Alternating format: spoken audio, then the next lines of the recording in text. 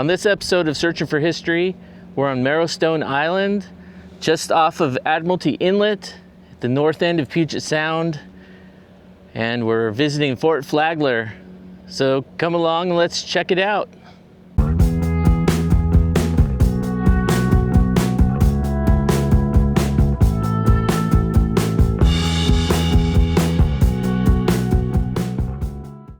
Coast defense infrastructure dominates the modern landscape of Fort Flagler State Park, which was used by the U.S. Army from 1898 to 1951. It opened to the public as a state park in 1953. While we're here, we're going to look at Battery Wandsboro, come up here to Battery Grayton, and then look at Battery Row, so Battery Revere, Wilhelm, and Rollins. And if we can, we're also going to look at Battery Bankhead. Battery Thomas Wandsboro. Battery Wandsboro was constructed during 1903 to 1906 at a cost of $15,000. The battery was equipped with two 3-inch guns on pedestal mounts. The 3-inch rapid-fire guns were to be used against small, lightly armored, fast-moving targets. The guns were removed in 1946. The guns you see are not the originals. The present guns were obtained from Fort Wint in the Philippines and installed here in 1963. So that's the same with Fort Casey, the two disappearing guns that they have there that are currently mounted. Those came from Fort Wint in the Philippines.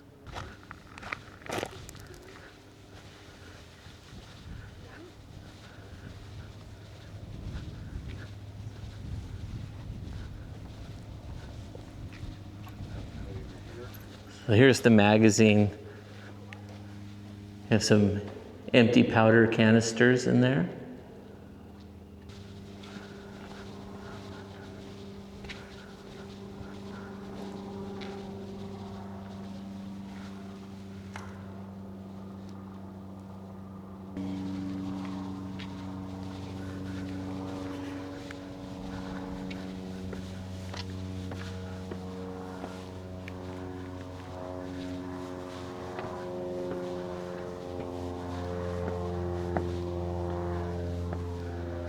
So this is one of those 3-inch guns.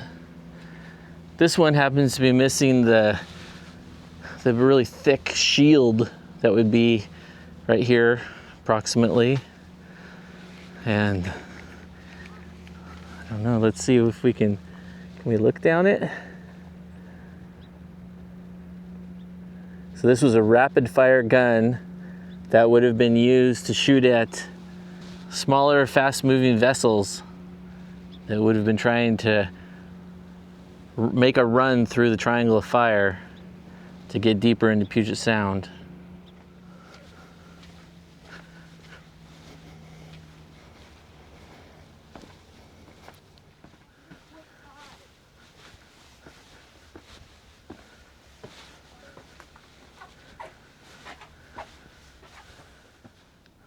Okay, so this is cool. So this is one of the 3-inch guns that came from Fort Wint in the Philippines. This has that thick armor still attached to it, where the other one didn't. So this was a rapid fire gun meant for shooting at fast moving targets. Can you see rifling in there?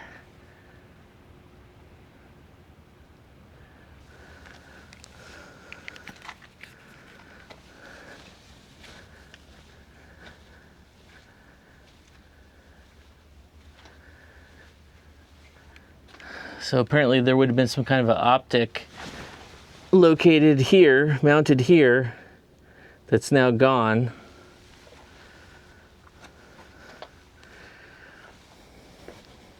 This would have been a breech loader, so this would open up and you would put the shell in.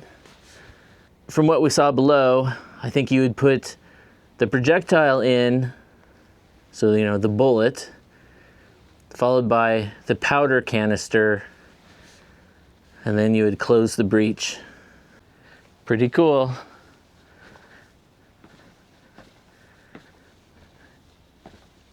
If you find yourself up around Port Townsend looking for something to do, I would definitely take the drive over to Fort Flagler. It does not disappoint.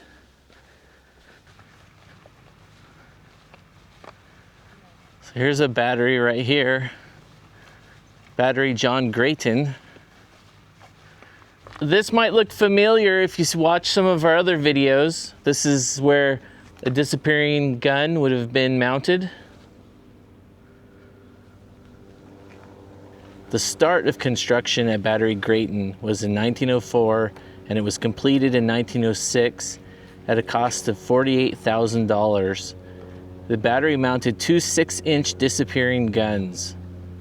The guns were removed in 1918 and shipped to the East Coast, where they were mounted on railroad cars and shipped to the European theater.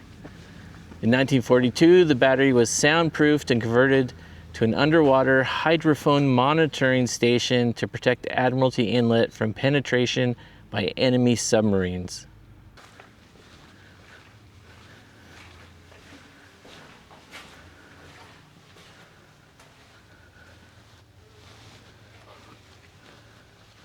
Okay. Interesting. Oh, you can see it is soundproof. Some kind of a insulation on these walls. You can see here.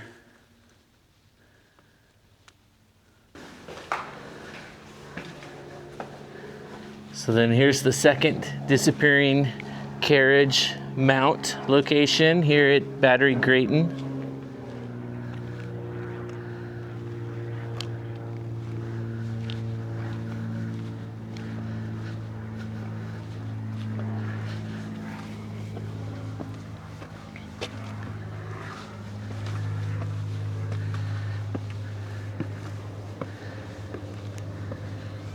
If you watch our Fort Casey video, which you could find here, if you click here, you can actually see two disappearing carriage guns in their mounted position, which is actually pretty rare because those guns don't exist anymore. Very few examples of them exist anyway.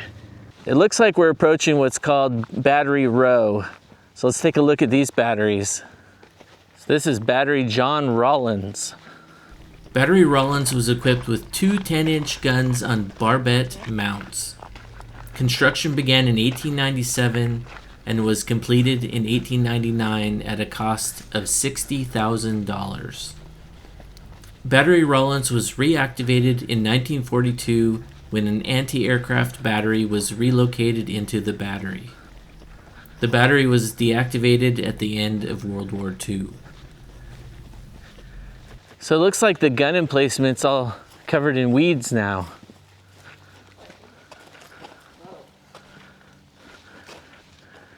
Okay, it's quite a bit under here. So here's how rounds would come up from the magazine. So you can see the wheel, basically a lift that would bring them up to here. They would roll out, be loaded on a cart, and then taken to one of the artillery pieces.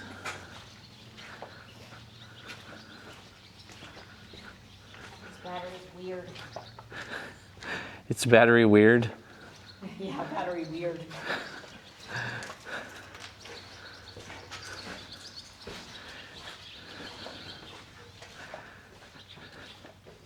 I think the gun was actually in these spots that are now filled with dirt and have a bunch of weeds growing on them.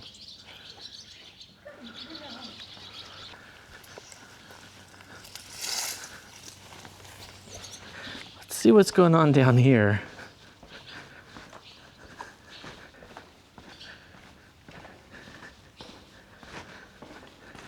Wow. There's the latrine.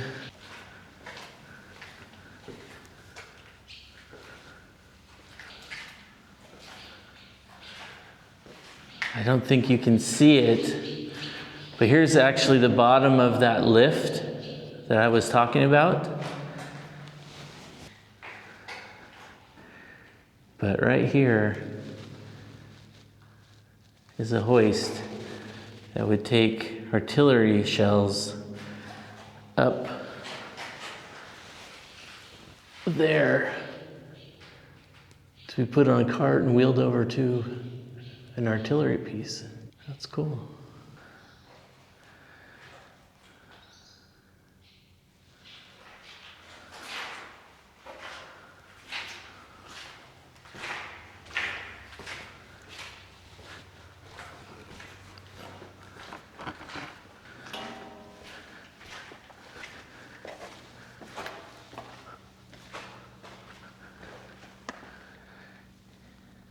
And there's some kind of a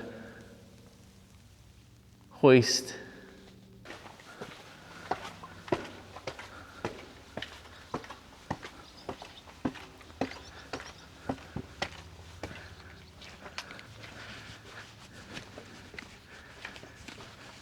These concrete entrenchments are really interesting.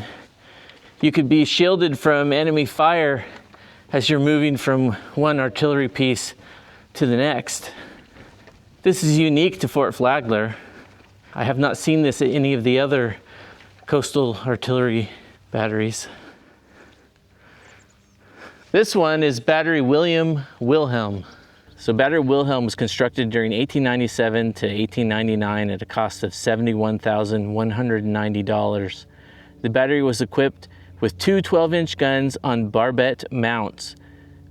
Battery Revere, Battery Wilhelm, and Battery Rollins constituted the main gun line at Fort Flagler. The guns were removed and sold for scrap in 1942. So here's a picture, test firing a 12-inch gun at Battery Wilhelm.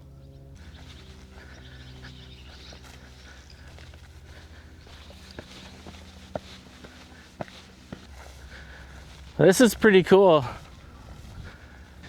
So right here is one of these observation bunkers where the firing of this entire battery would have been orchestrated from this position. There would have been optics mounted there. It's pretty cool. I really love this concrete entrenchment that connects all the batteries together. And then it goes all along Battery Row. It's really cool. Fort Flagler might be my favorite one. Is it your favorite, Thora? Yeah. Yeah. It's your favorite?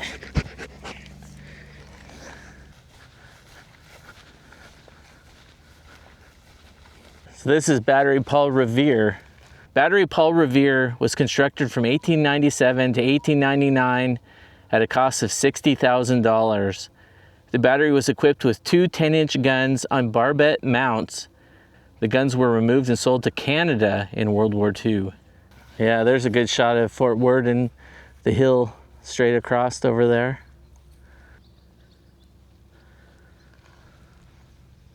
So here's an observation location. You could stand there and look out. So straight across there is Fort Casey. Then just to the left is Eby's Landing. So that's Whidbey Island over there. Then as you cross Admiralty Inlet, you come over to, you have Port Townsend there on the left, and then Fort Worden is the hill just on the end there to the right. And then I'm standing at Fort Flagler. So this completes the triangle of fire that protects Admiralty Inlet. So it protects the entrance to Puget Sound. This here is one of those, like a main observation bunker for this entire Battery Row. So as you look, it's low profile. And it looks out over all of that.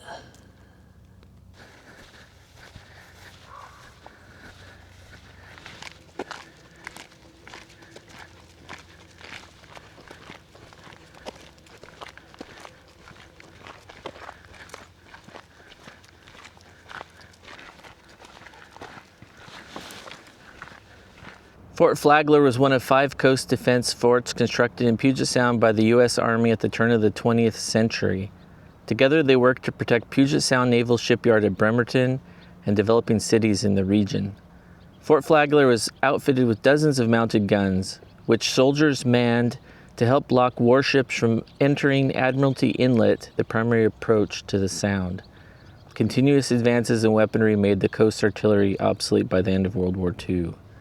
Where I'm standing now, this is the center of the living area of Fort Flagler. So where people lived and ate, and the administration buildings, things like that.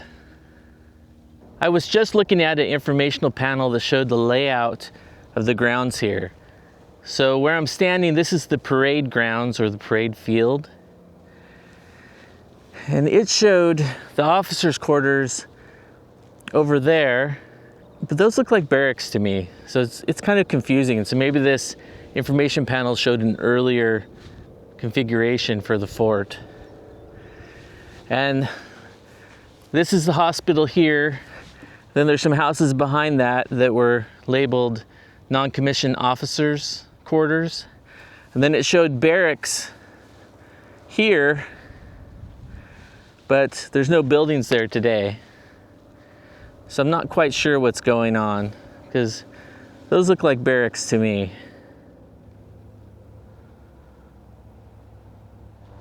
The building you see here behind me, that was Fort Flagler's theater. So I guess when you had some time off back in the 20s, 30s, and 40s, you could watch a movie in there.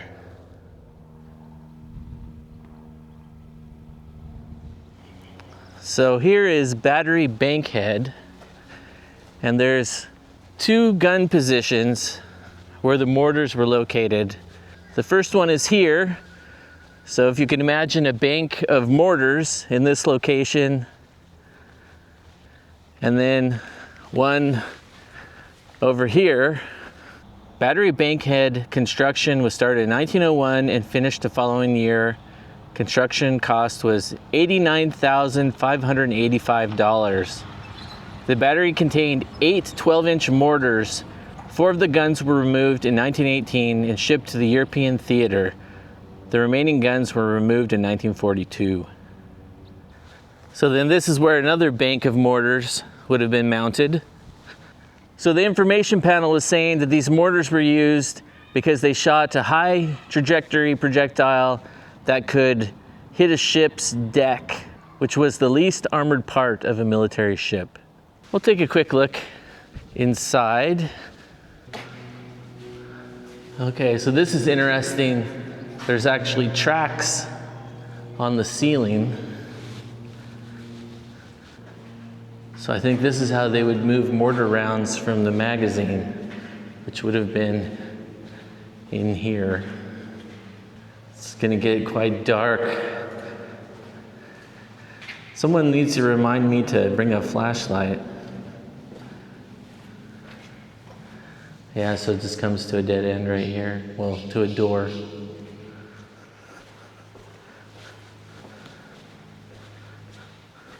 So that's where the magazine would have been located.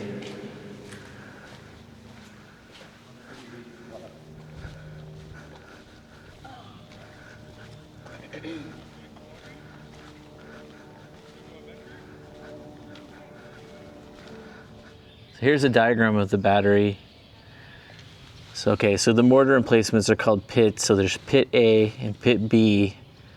Yeah, so then you have the tracks here, the ceiling tracks that led through what they call the shot gallery to the magazine. And then here is where the plotting room was located. So this is where they would figure out how they would aim the mortars to hit the ships. Yep, here's the plotting room.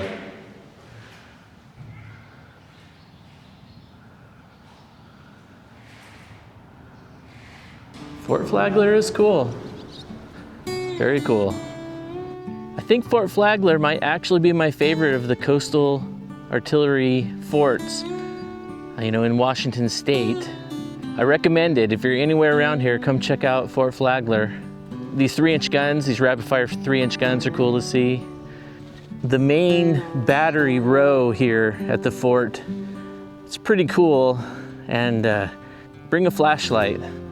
I totally regret not bringing one because there's a lot we could have explored that I just couldn't get to. Well, that's our video on Fort Flagler. I hope you enjoyed it. Don't forget to like and share this video, and please subscribe to Searching for History. Thanks for watching.